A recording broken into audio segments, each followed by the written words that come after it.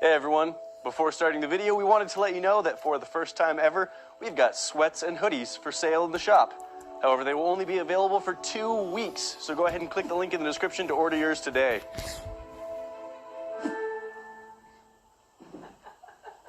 Guys, we're back with more freeze drying experiments that you guys wanted to see. So, here's what we've got going. 4 things with a couple of varieties of 2 of them. Here's the basic idea. You guys have requested more things in a freeze dryer, so we're going to try them and see what it does. We've got Mentos, popcorn kernels, some popsicles, and some eggnog. We have Mentos. You wanted to see what happened to those. I think the idea is that the inside of Mentos mints is kind of similar to Skittles, so we want to see if they will puff up and get crunchy the same way Skittles do. We've got popcorn, and we're going to put some raw kernels in and then try and pop them afterward.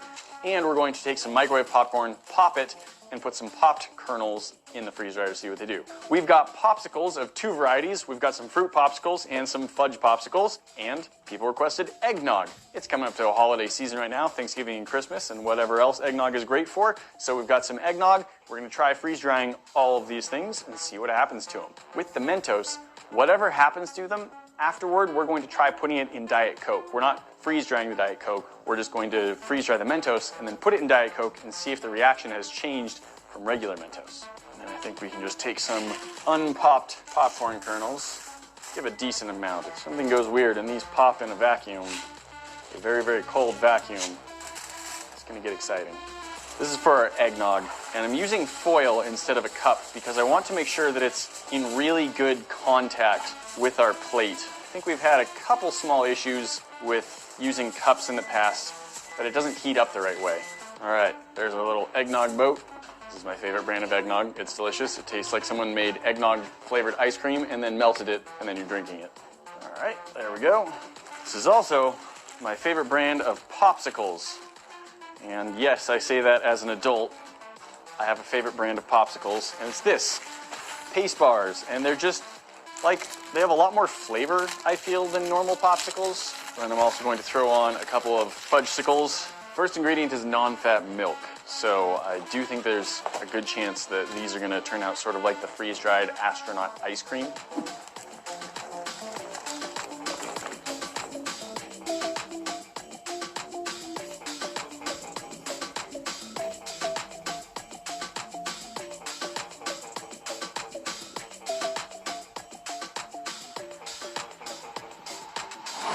All right, our freeze drying stuff is complete, and I've actually brought part of the inside of the freeze dryer out with us because our popsicles expanded so much. Most of the popsicle is stuck to the inside of the machine. It expanded up and stuck to the ceiling of the shelf above it. Since we're already talking about popsicles, let's start by looking at the popsicles. This has clearly exploded. So we have our before and after. Before, frozen, juicy, popsicle. After we have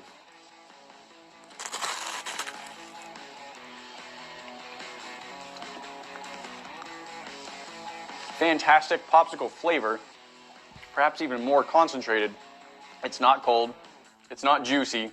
Well, I mean, in the way that Starburst are juicy, makes you salivate.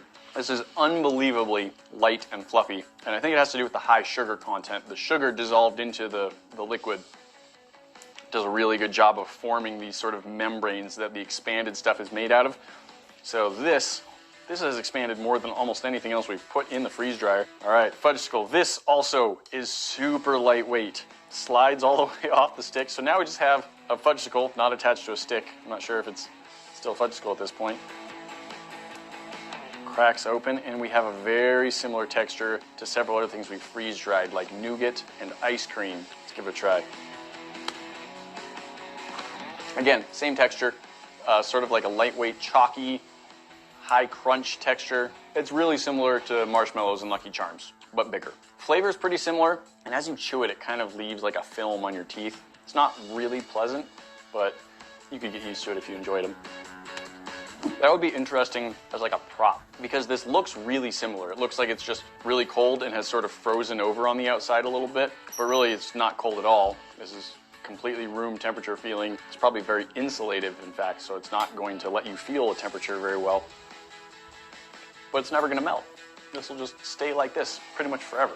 All right, next up we've got eggnog. Obviously there's a lot of bubbles in it. Formed a fairly solid sheet, which, let's see if I can pull the foil off of it even. Oh yeah. Sheet of freeze-dried eggnog. Pretty light, crispy texture. It broke fairly easily. It tastes exactly like eggnog.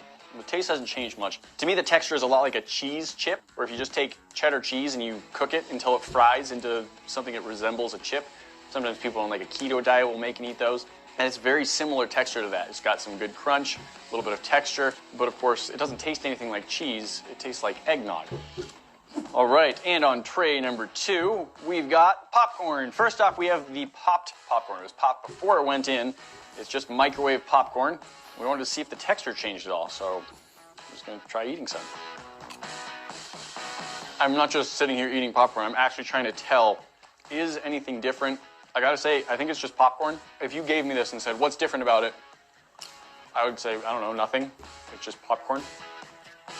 All right, next up, we have our unpopped popcorn kernels. These have now been freeze-dried, and the freeze-dry gets down to really cold, like 60 or 70 degrees Fahrenheit below zero. I don't know if it's able to get the moisture out of these hard little kernels.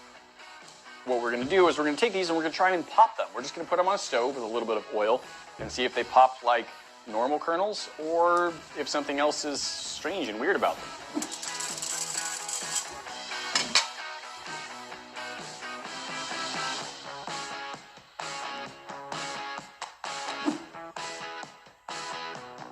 Our freeze-dried popcorn kernels have now popped, and I've put them back on this pan, and I gotta say,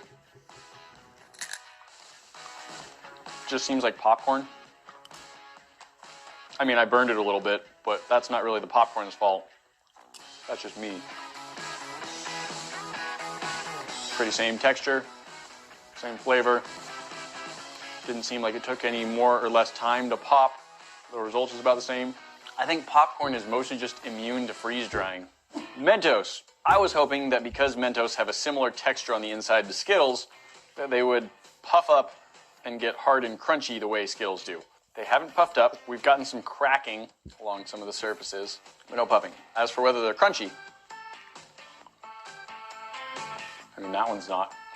It's just a Mentos with a slightly cracked surface. Seems really, really similar. However, the most important test with Mentos, of course, is how does it react to Diet Coke? So, we're gonna take our freeze-dried Mentos outside, along with a pack of unfreeze-dried Mentos, and see if it changes how it reacts to Coca-Cola. All right, starting off, as a control, we have a regular unfreeze-dried Mentos. They still have emojis on them. 3, 2, 1.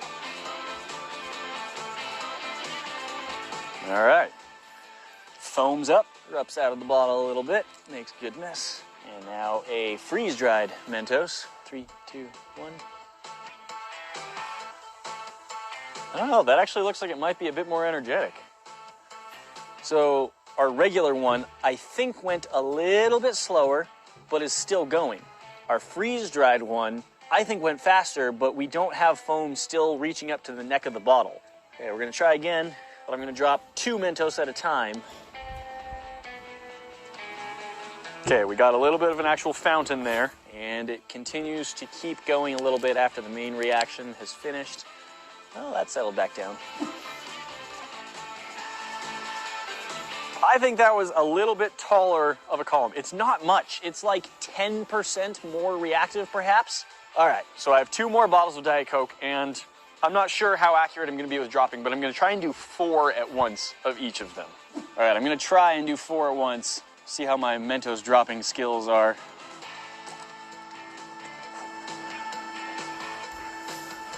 That's some reaction. To me, that looked about the same as the 2 Mentos that were freeze-dried. Ready?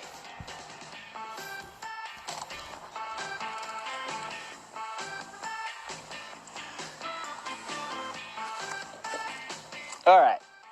I do think there was a difference, but I do think it was very small. On each test, I felt like it was about 10% more power out of the freeze-dried ones than the non-freeze-dried ones.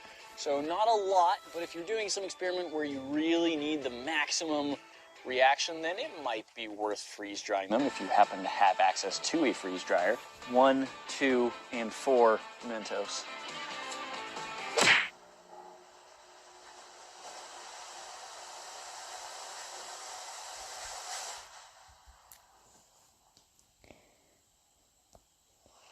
Nice. Guys, that's not all. You know, we've always got more for you to see. Hit that box up at the top to check out our most recent video, and we will see you in the next one. Talk to you then.